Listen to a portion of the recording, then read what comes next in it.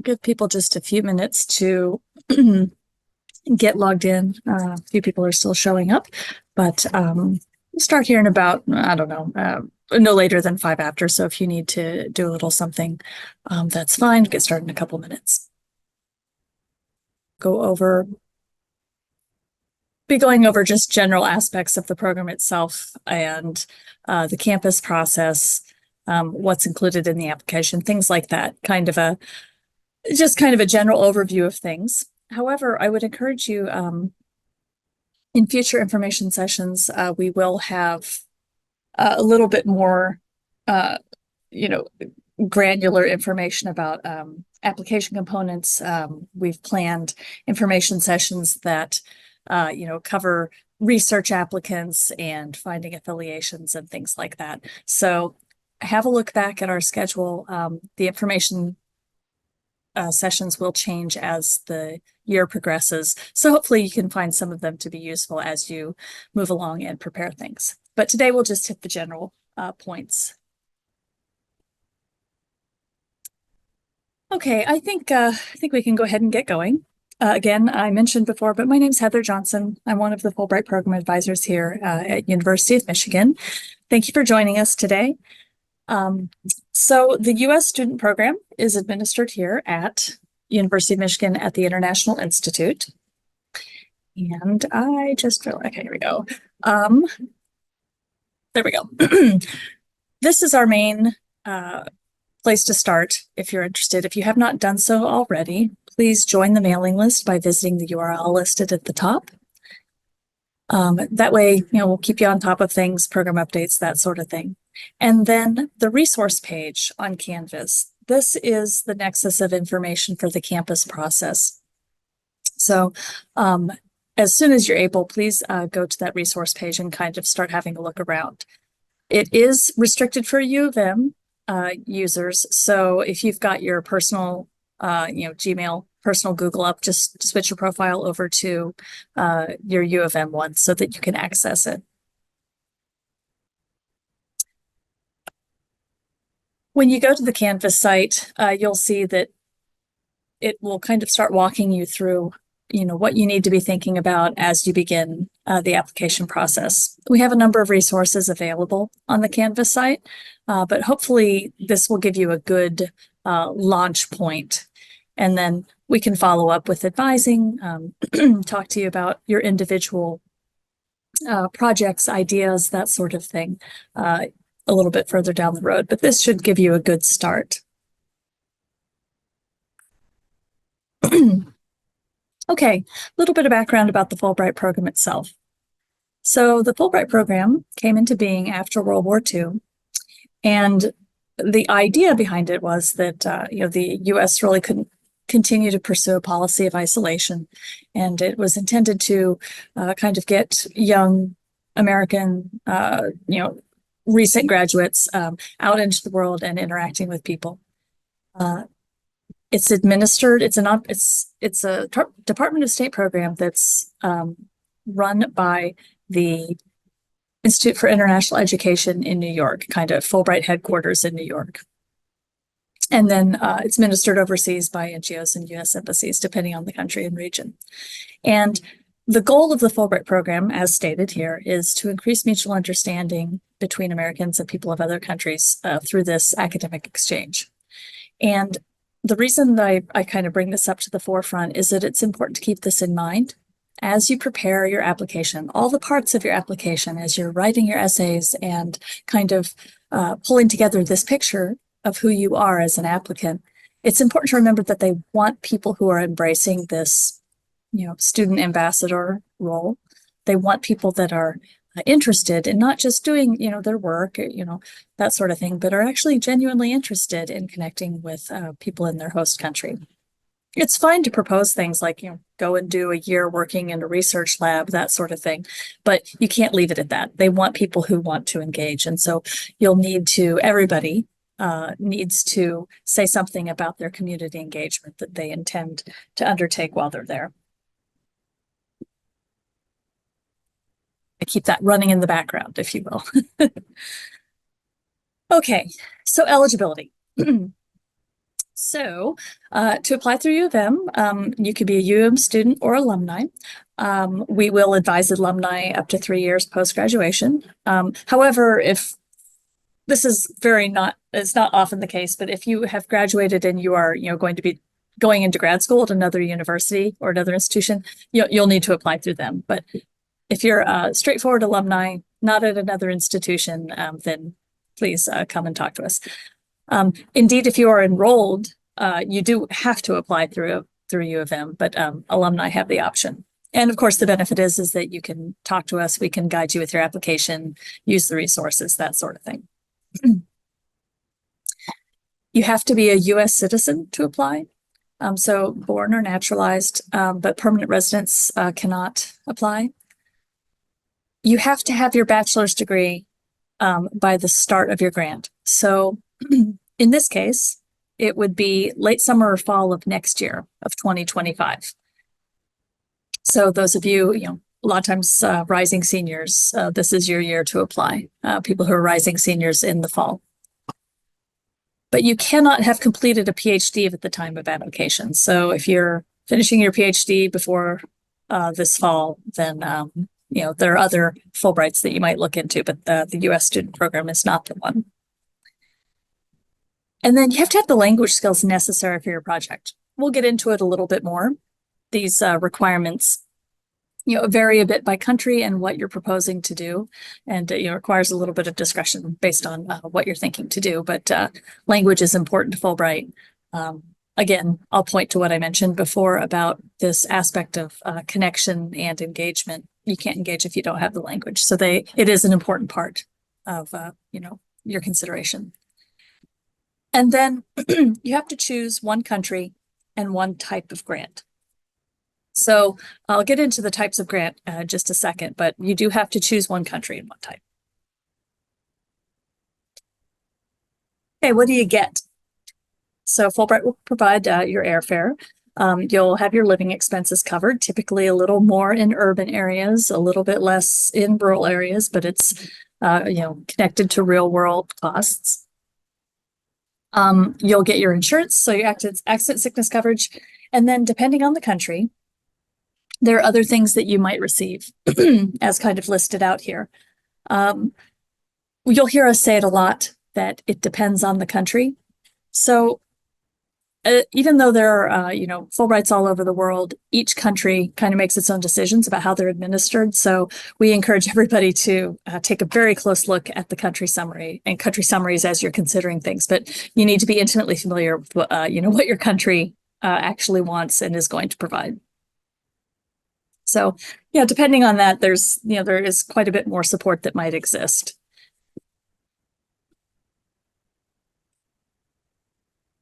Okay, so let's talk about what can I do and where can I go with Fulbright.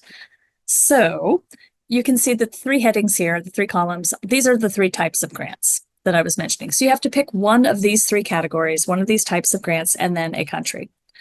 The study research, or sometimes we call them the academic Fulbrights, creative and performing arts, or arts, and then the English teaching assistantships, or ETAs. So I'll just kind of go through each of these and discuss kind of what they look like.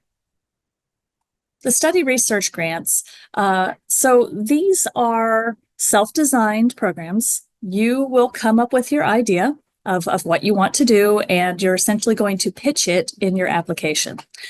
And you have quite a bit of latitude about, in choosing what you want to do. You can do research, you can enroll in a study program, you can, go and take coursework while you're there doing research, like a combination of these things. Really, it's up to you to decide what works best for you, what is going to best meet your aspirations for your academic or career trajectory. So be thoughtful about it. Give it, let it percolate, think about it a little bit, give it some time, and really try to come up with a good fit for what you're trying to do. It's great because you have that latitude to do it, so you can really tailor something to what you want to do. So they're typically 9 to 12 months long. And then, I mentioned that you design your own program, you choose, the country you're going, You're going to choose like the actual location of your work. And so connected to that is that you need to, make your own contacts in country. You have to connect with people in country who are going to provide you some form of support. We call those the affiliates. And your affiliates are, they can take different forms.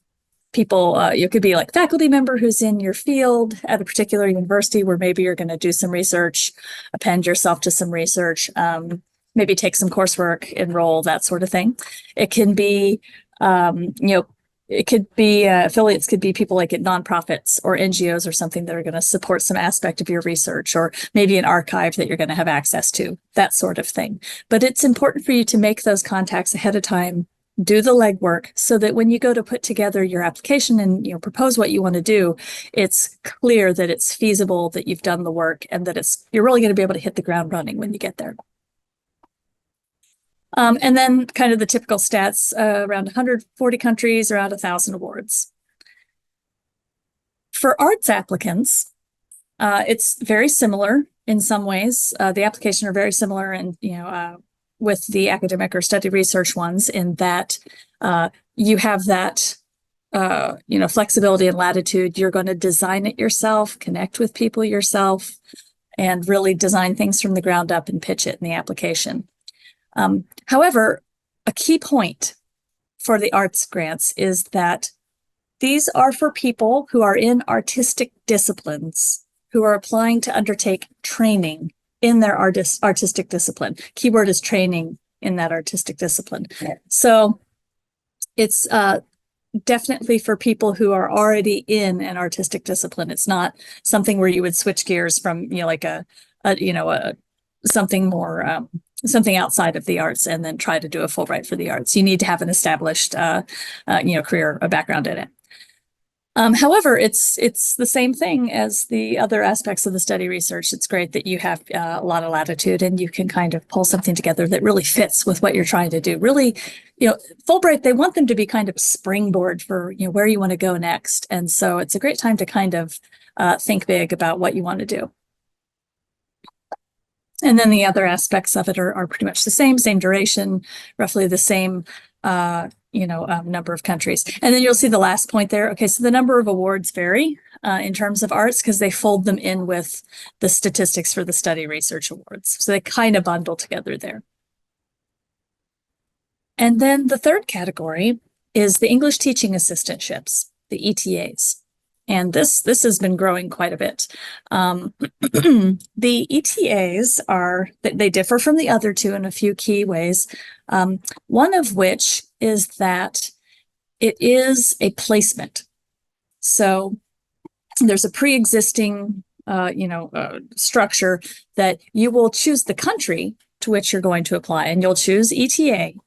But then from there, you'll make the case of why you'll be an effective teaching assistant, et cetera. We can get more into that. But the point is, you don't have a say of where you're going to go within that country that you choose. There are some instances where you can make a suggestion or say where you'd like to be placed, but in the end, you're going to be kind of popped into an existing framework. And so if you're applying for an ETA, it's important to be and demonstrate a degree of, flexibility, to be flexible and be able to kind of adapt wherever they plunk you down within the country. And depending on the country, they're going to kind of want to get you out to maybe in more rural areas is where they typically like to put ETAs, kind of get you out in places where maybe people haven't had as much contact with Americans, haven't had as much exposure. So the idea is to kind of, put people out a bit. So if that's appealing to you, that's great. Other countries, will have, urban placements, things like that. It's not all like that, but it is, important that you have your eyes open about what the nature of the placements are in your selected country, and then demonstrate that flexibility in your application in some way so that they have some, security or some feeling that you will adapt well and be successful. The ETA is interesting too because, it's an assistantship, so you'll be, assisting an in-place English teacher. in country. And so depending on the country and the educational system, I'm sure you can imagine this will look different, from place to place. So again, encourage you to read the country summaries, whatever grant you're applying for. Read the country summaries thoroughly. Make sure you're crystal clear on, kind of what they've put out there and what to expect. The other quick thing about the ETAs is that because it's a placement, because you're going to be kind of plugged into something that already exists, they do allow a little bit of room in most cases, in most countries, for you to do something on the side, an independent project or a secondary project is kind of what they call it, but it's not even necessarily a project. It's really just meant to be some demonstration of how you will fulfill that engagement component. So in some cases, people will, propose to do a small scale research project or something that, relates in some way to their academic interests, but people do volunteering. They will engage maybe in a sport or a hobby or a something, that they do here. They'll continue it when they go abroad and use it as a vehicle for that community engagement. And again, we can talk about how to put this all in your application, but that is part of the picture.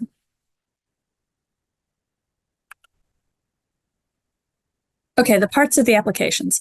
So as I mentioned, the study research and arts grants are pretty similar in terms of the structure of the application and what you need to pull together. The ETA is slightly different.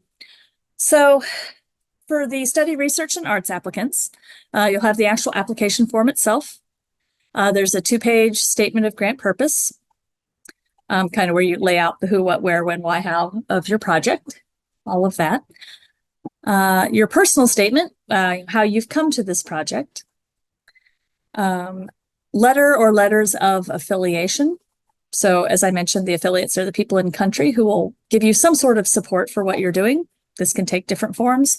These are the actual letters that you will upload to your application that say, see, I went and I talked to them and they said they can't wait for me to get there and we'll get to work. So letters of affiliation.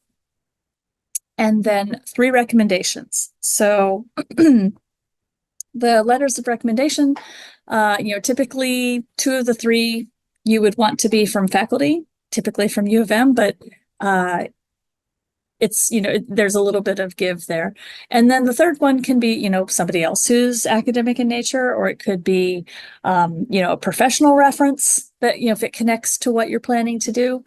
We can talk about that and help you strategize when we meet with you one-on-one. But basically, you want people who can really speak to, your strengths and how you're going to be able to contribute to your field and kind of why you'll be successful in your undertaking with Fulbright. You want to choose people who know you and your project well. And it's more important that they know you well than that if they have like high status. That's not as important. If, somebody who's maybe like a well-known professor or something like that, but they don't know your name, your first name, they're not going to write a good letter. So again, we can help you kind of think about who to choose or who to tap, I should say. You'll need a transcript or transcripts for all of your college level work. These, if you have some transfer credits or something that appears on your U of M transcript, without a letter grade, then you'll need to contact your original issuing institution. But basically for all overseas work or other university work, stuff like that, you try to get something with a letter grade. Foreign language evaluation. So as I mentioned, it's important to Fulbright. Again, it depends on what you're planning to do, where you're planning to go, etc. But there are a few places in the application that will deal with your language ability, or if you don't have language ability, there's some room to talk about that too. But in this case, the foreign language evaluation, or the FLE, this is a specific evaluation that's completed by an instructor of the language that you will find, and they will evaluate, where you are with things, and that will be uploaded to your application independently. Okay, if we have any arts applicants out there within earshot here. So for arts applicants, there's one more category, supplementary materials. So these are basically, depending on your discipline, your portfolio or recordings if you're a musician, recordings of a few different pieces. There are just different things that arts applicants have to include as part of their application because the main portion of what's reviewed is, kind of your artistic chops, if you will. So there are various things that need to be put together for that. And again, we can talk about it, but that's another part of it for arts applicants. Okay, for the ETAs, it's the same application form, that sort of thing. The primary differences are with the statement of grant purpose and the recommendations. So in this case, for ETAs, the statement of grant purpose is just one page. And since you aren't proposing a project that you're coming up with yourself, it's more about demonstrating, why you'll be an effective teacher, what skills you have that apply, that sort of thing, and kind of describe why this is going to be something that connects you to your, future goals, that sort of thing. The recommendations for the ETA, they differ from the other types of award applications because they're actually a short answer form. So it's not your typical, narrative letter of recommendation. Basically, you'll register them and then they'll be directed to, a site where they can go and fill out a short answer form. I think it has about 5 questions. So a little bit of difference there. And then same general idea for transcripts, foreign language evaluations. For ETAs, the language requirements are often less stringent than for study and research. But again, we can kind of parse out the details on that.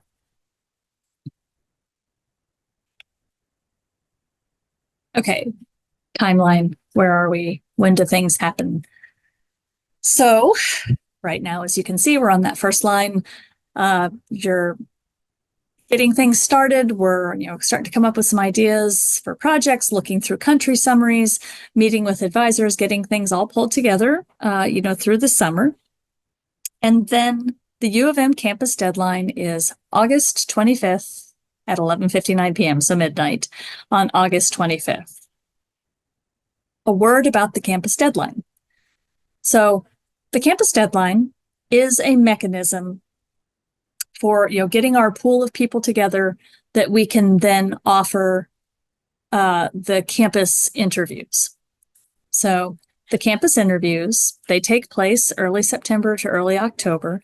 And the whole point of the campus interviews is to talk to you about your project, get some more eyes on your application, and then you come in, have a chat with them, and you'll get feedback on your application. Is a big part of why we do these.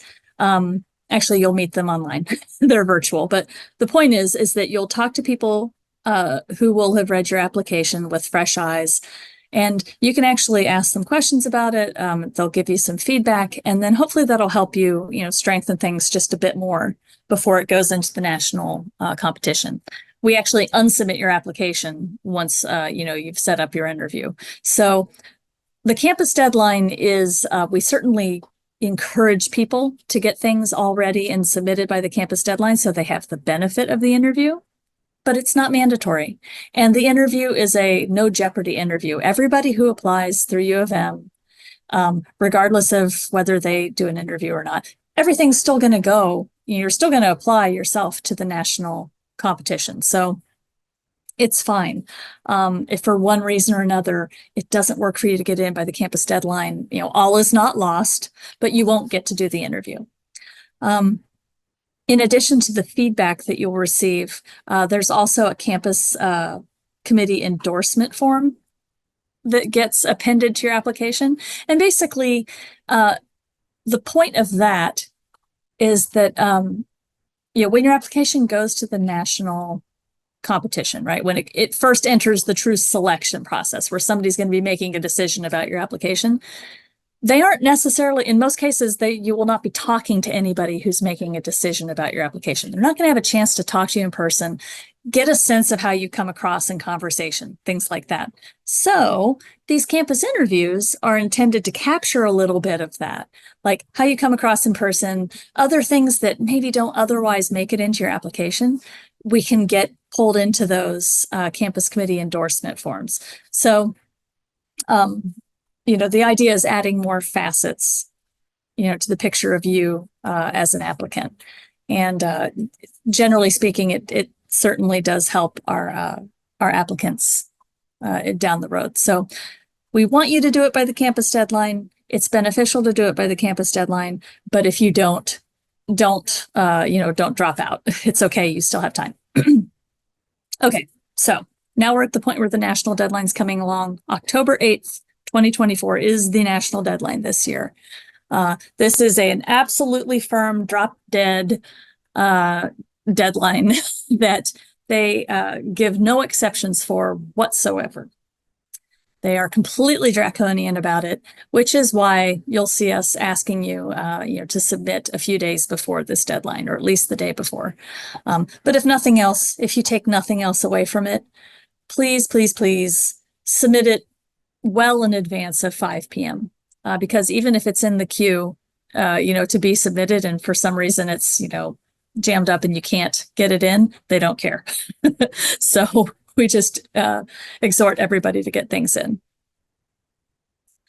Okay, so national deadline, you get everything submitted, it goes off to the national screening committees. These committees will meet different cities around the country and make the first set of decisions about applications. So generally, they've been coming in around mid-January, typically mid to late January, but certainly by the end of January 2025, you will get your initial notification directly from IIE, from Fulbright New York. And they will let you know if you've been named as a semifinalist, I should say. And what that means is that your application, if you're named as a semifinalist, your application has been selected to move on in the competition and be sent to the in-country commissions for final decision. So at that point, if you're not selected, right, if you don't get named as a semifinalist, the process is over for this cycle, but you're welcome to apply in subsequent years. There's no prejudice against applications that, from previous years. So, you're not out of it forever. You can always try to, apply again. If you are named as a semifinalist, as I mentioned, you will wind up, excuse me, one second here. As I mentioned, you will wind up going into the actual country commissions themselves. And they are the ones that make the final decision about, the disposition of your application. These in-country commissions are kind of made of different, the composition of them is kind of a mixed bag. You'll have people from, the local Fulbright commissions, maybe embassy personnel. So it's kind of a mixed bag. You'll have faculty from, people in the country itself. And they're the ones who, decide what's going to happen. Notifications begin, typically mid-March is usually, like early to mid-March is when the first ones start coming through, but it seems to be happening earlier every year. And then I would say the bulk of them come in April. So, and then usually wrap up by May. When you hear about your application, there are a few different outcomes. You can be named as a finalist, which means you're offered a grant and they'll work things out with you. And so, hooray, good job. You have, been named as a finalist for an award. You could be named as an alternate. And every year they have a lot of alternates, and don't lose all hope yet, because people get pulled up all through the spring and into the summer. So you might still wind up going and doing your project. And then the other option, of course, the other outcome is not selected. And so then the same rules apply as before, that you're welcome to apply in subsequent years. So those are the three possible outcomes there. And then projects typically start, in the fall. For certain South American or Southern Hemisphere countries, it could be the following spring. So look closely in the country summary for that, but that's roughly the timeline. I want to also mention briefly that, if you wind up being named as a semifinalist, right? Like, you wind up making it past that hurdle, the first round, you can feel pretty good about that. That is an accomplishment in itself.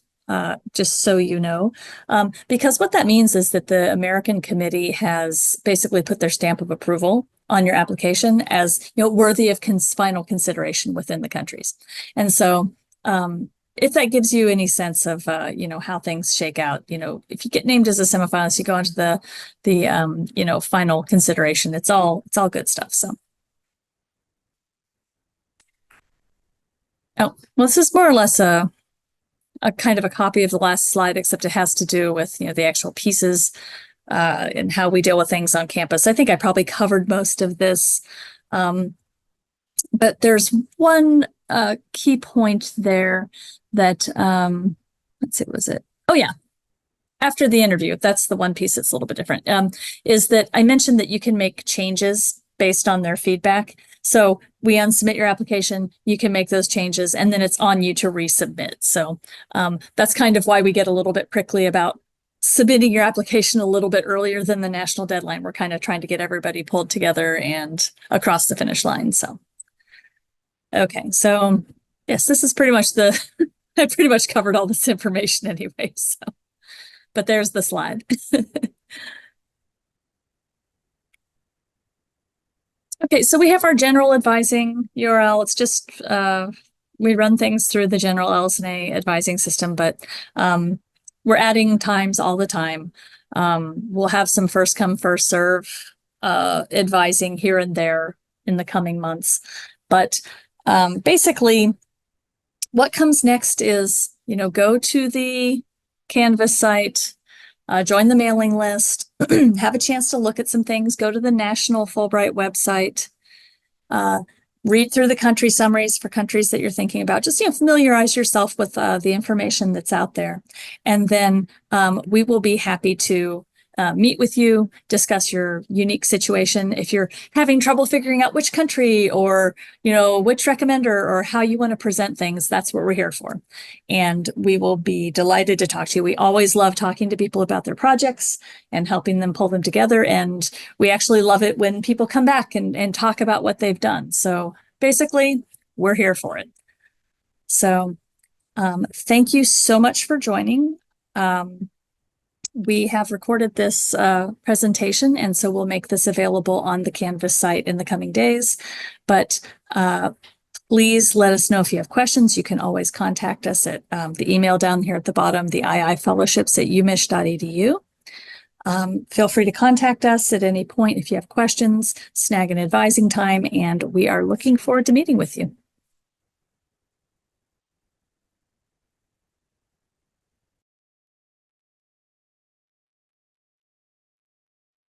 Oh, and I should say, if there's anything else too, I mentioned that we'll have other information sessions. We will have those posted on Canvas also. So if you want to go to, I didn't include a slide on it, but there will be follow-up information sessions that drill into the actual application components, finding affiliations, etc. So, all right, thank you so much. Take care.